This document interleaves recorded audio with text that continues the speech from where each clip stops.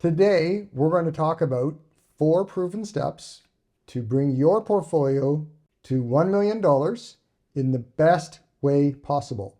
We're also going to talk about 3 methods that many people try to make their first million that often fails.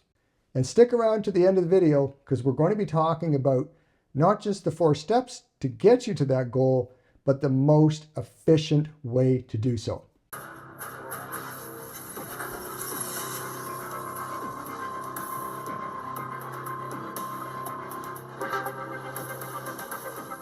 So a little bit of background on myself. I'm not going to spend a lot of time here because I really don't like to spend a lot of time talking about myself. But I really did have a middle class background. I didn't inherit any money, not to speak of anyways. I think I got a small inheritance enough to pay off a car loan that I had at the time. For many years, I made next to no money. I was always in debt. I got involved with this business as an investment advisor when I was 28 years old, but back then they did not pay salaries. We literally were 100% commission. It was with a small firm because that's the only firm that would hire a person with absolutely no experience. And so I just want to tell you all this stuff because many of you are saying, well, I didn't get an MBA and I didn't discover a new software program that will save the world. And therefore I'm not making that $300, $400, whatever, $1,000 a year salary that will allow me to save the money and invest and acquire the $1 million. You don't have to. I'm going to show you the steps that I used as a very middle class earning person to make my first million. Well, as I mentioned in the opening, I'm going to get to those 4 steps on how to acquire $1 million through the stock market, but I want to start with 3 steps on how not to do it. And these are very popular concepts that people tend to banter around on how one becomes a millionaire or earns money. Number 1 is own your own house. And by the way, I believe in owning your own house. I believe that owning a house is much better than renting. But it's not the way to become a millionaire. It's not the way to invest. Why? Let's say you bought a house for $500,000 and it went up to $1.5 million.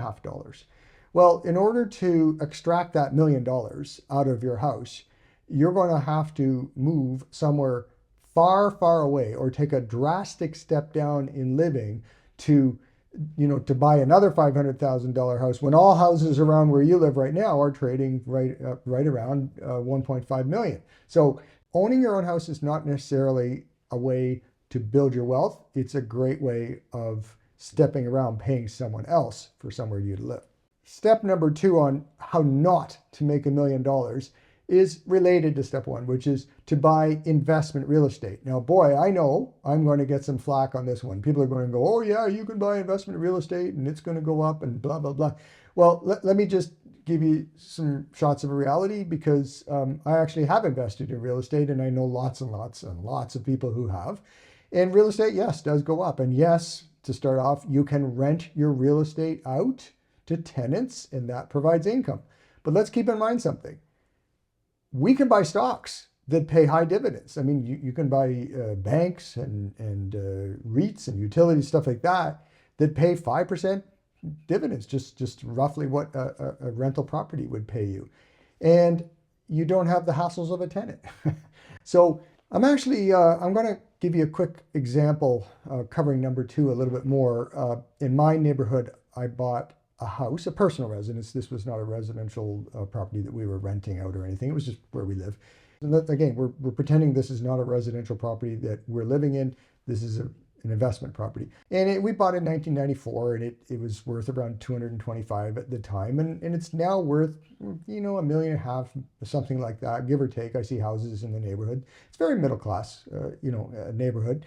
And a very typical story. So you say, oh, you paid $225 and it's now worth $1.5 million. What a great investment. But that was 30 years ago, 1994 to 2024, let's say. So the reality is, it sounds like we almost made, somewhere near 1.3 million, not quite, but let's call it $1.3 million in profit. But we didn't because I started adding up the taxes that we paid over the years. So my taxes, I remember, were under $2,000 when we first moved in and grew to quite a bit more than that. So I used a figure of $5,000 a year times 30 years. Well, that's $150,000. Okay.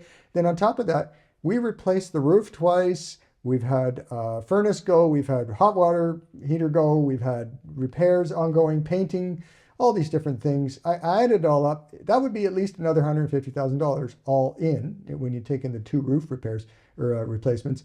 And, so there's between the yearly taxes and the maintenance and repair and all those kind of things, that's about $300,000. Okay. So even if you sold the house for 1.5, and even if you paid no brokerage fees whatsoever to sell it, which of course you are, or you could net after brokerage, you netted 1.5 on the property. You're still really only making 1.2. So let's compare that to investing the same 225 over the past 30 years from 1994 to 2024 in the S&P 500. And that works out to be at $5,072,000. So $5 million versus a little over $1 million profit in the same 30 years. And no brokerage fees, no taxes in between, and easy to sell, like literally push the button, it's sold. So I hope that answers the question as to, isn't real estate an equal investment? It's not an equal. It can be a good investment, but it's not equal in my opinion. Third way, how not to make $1 million. And then we'll get to the 4 ways we make $1 million. Third way is owning a business. A lot of people think, well, if I start my own business, this is the best way to be successful and build your wealth. Well, I mean, I own a business. I used to work for the bank brokerage firms and stuff, and I left to start my own business. Well, I can tell you I did that not to build my wealth as much as for personal gratification and to do things my ways. This is not the topic today, but I just did not like the way the banks did business, so I wanted to do things my way. And so I started my own firm. I had become a portfolio manager at the bank and then moved to do my own structure called Value Trend. So the point being that running a business is a personal decision based on your firm convictions. Yes, you may be Steve Jobs and invent the computer that makes you a multi-billionaire, but the odds are against you. In fact, here's the odds from a 2024 study, U.S. Bureau of Labor. 20% of all businesses fail in the first year. 49.4, let's call it 50% of all businesses fail within 5 years. Okay. And 65.3%, so basically 2/3 of all businesses fail within their first 10 years. Those are lousy odds. Whereas if you put money into the market in 10 years and you just held it there, you just bought an index, there's almost never been a period where you didn't make at least some money.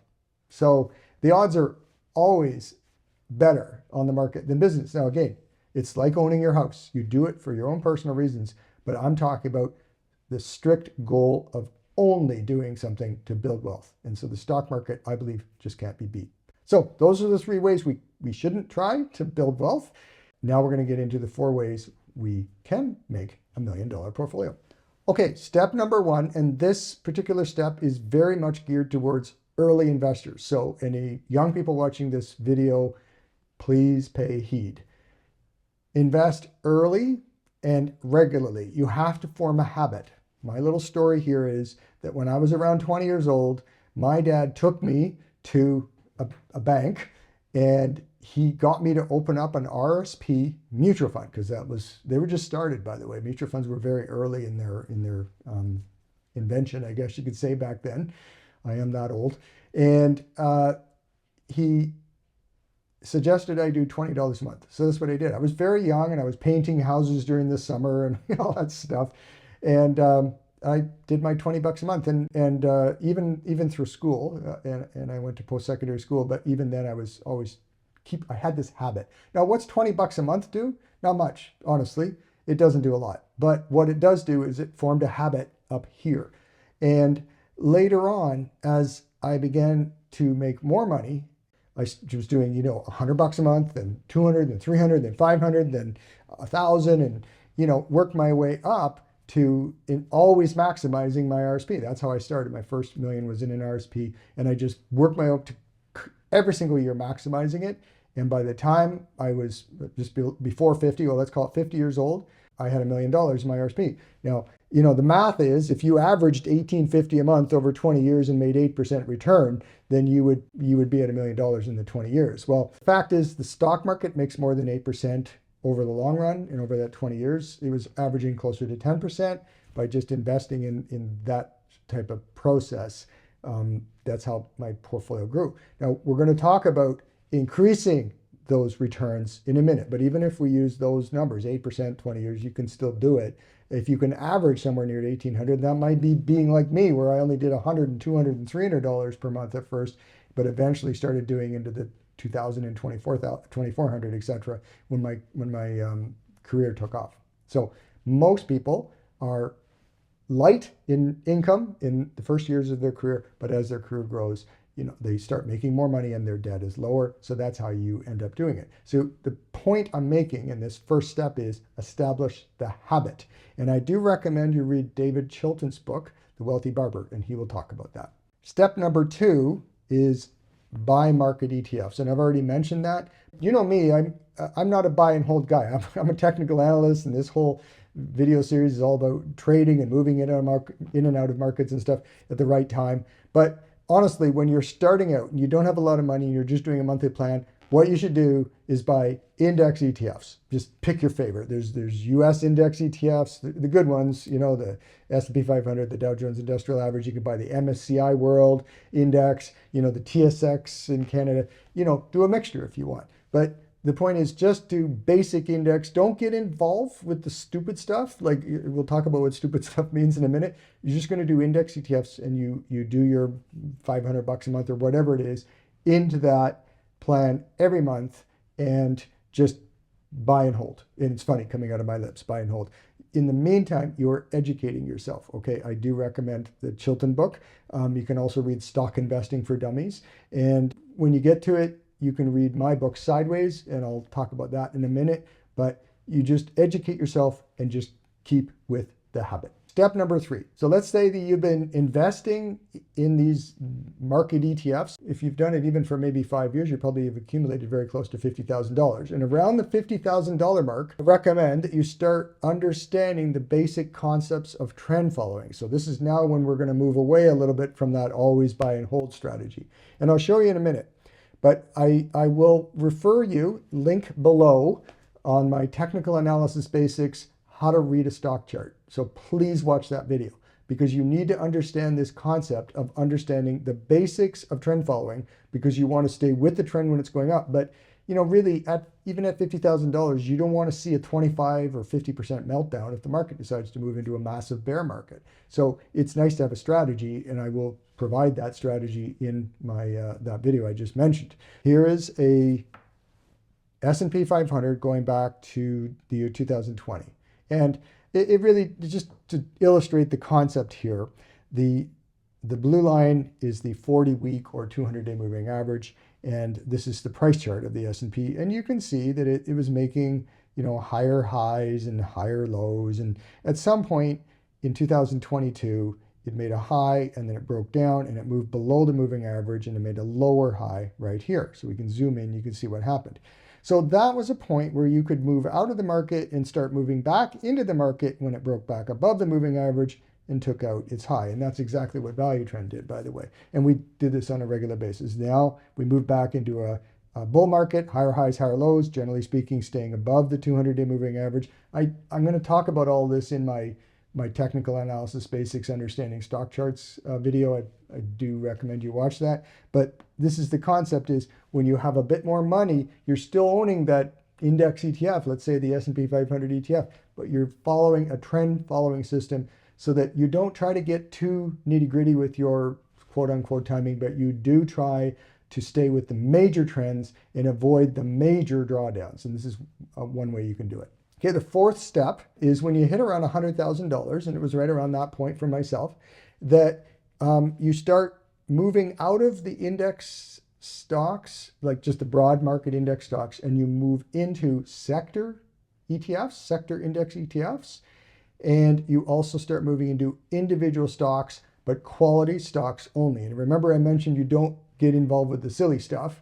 You diversify you can still hold some of those index stocks, but you hold some sectors that are positive, and you also you learn to sector rotate, and you also start to study how fundamentals work. Because I know I'm a technical analyst, but we at Value Trend, we call ourselves Value Trend because Craig O'Coin is our CFA, fundamental analyst, chartered financial analyst. He does the fundamental work. You have to understand the fundamentals of a company too. You don't just go by the charts. So I recommend William O'Neill's book. And by the way, I did a video early in the year called 12 Books for the New Year. And I do recommend this book as well as many others that you might be interested in watching. I suggest you watch it. Again, link below. So you can also take my online trading course, and you should read Thackeray's investment guides.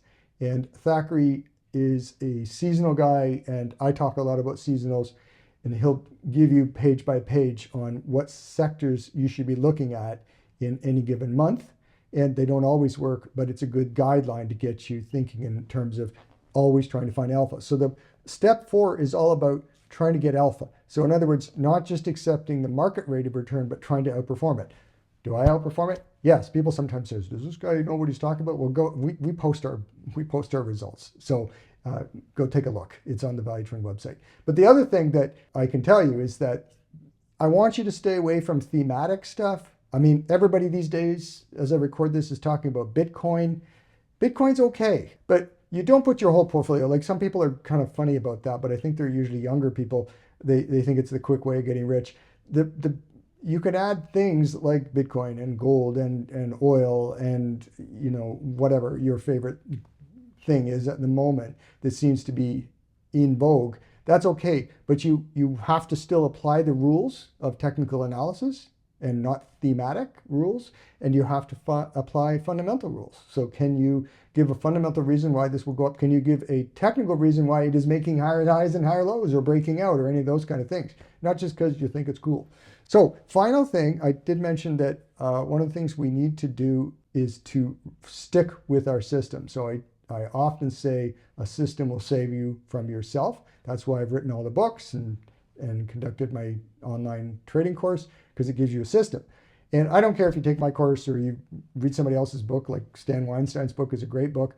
Like, follow a system, whoever system, doesn't matter. But if you invest by emotions or opinion or because your buddy's buying something, you're going to get killed in this market.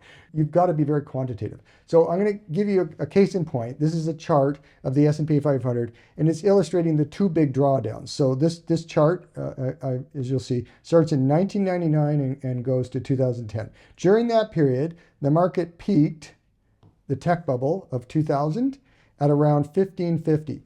It then proceeded to fall 768.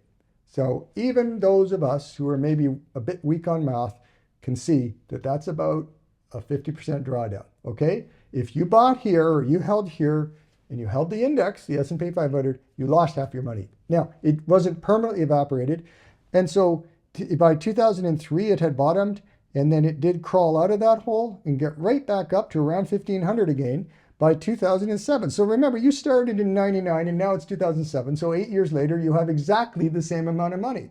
Oh, well, you say, carry on. I'm going to do okay. I lived through that. Then what happened is we went through another major crash, and we went from 1578 to 666. How's that for a number? 666. So again, more than half, okay? More than half from peak to trough. So again, it's not shown in the chart, but the market did not recover until 2013, okay? So you started in 99 and you were basically break even in 14 years. This to me does not make sense. So I do not believe in buy and hold. I believe that you should have a system that gets you out, and I believe you have a system to get you back in and take away the major risk. So my final recommendation is that you learn to identify the big moves in the market. Don't worry about the little stuff. And you work towards increasing your alpha in a sensible way with sensible stocks and sensible positions. And you pay attention to the tape. I always call it Wall Street adage, don't fight the tape. So I hope all of this helped you with the idea that anybody can build a $1 million portfolio without actually having, an MBA and a super high income, or, having invented the next great invention, or whatever you may think, the great mousetrap. You can just be an ordinary person, and earn that $1 million, but it requires discipline, it requires structure, and it requires a number of steps. So I hope this helped. Hey, thanks for watching. I hope you got value out of this episode. Please like and subscribe below. We're trying to grow the channel, and it would really be doing us a big favor. I'm presenting ideas every week on trades that we're actually looking at Value Trend. And by the way, I don't just talk the talk, I walk the walk. I have been a portfolio manager for 35 years. And in fact, I was one of the very early pioneers in technical analysis here in Canada. On my website, valuetrend.ca, you will see a link for our online trading course. And this course is a complete money management system. I do encourage you to take a good look at that and consider taking it. I priced it extremely low because I want retail investors, that's you, to take the course and get value out of it. It's literally my 30 plus years of experience put into one complete step-by-step course. And honestly, I wish that I had something like this when I was an early investor. It really will stop you from making so many mistakes. I also suggest you subscribe to our Never Miss an Opportunity program, which is our blog and our newsletter. There, you're going to get ongoing ideas, tons of charts, lots of trading ideas. And by the way, we never, ever solicit. We don't send you junk, spam, and stuff like that to try to get your business. It's for information, because part of my passion is to teach retail investors how to invest properly. I've been doing this, as I said, for 35 years, and I hope that I'm able to pass on some of the things that I've learned through this career as both a pioneer in technical analysis in Canada and a longtime portfolio manager. Thanks for watching. Don't forget, push like, push subscribe. See you next time.